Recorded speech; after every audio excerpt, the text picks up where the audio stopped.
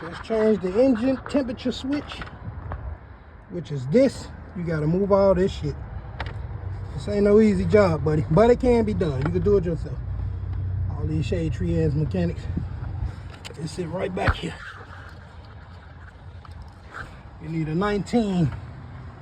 That's the best tool to do it with. Yep. Changed it out myself. YouTube has made me a certified mechanic.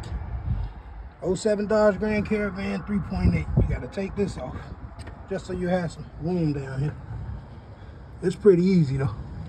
That's it. That's the norm. See how clean it is? Pardon that. So now it's time to put it back together. Start this motherfucker up.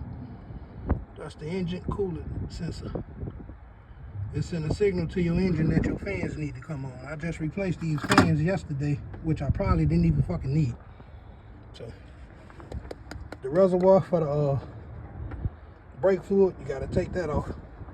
The little plate under there for the distributor, you gotta lift that up.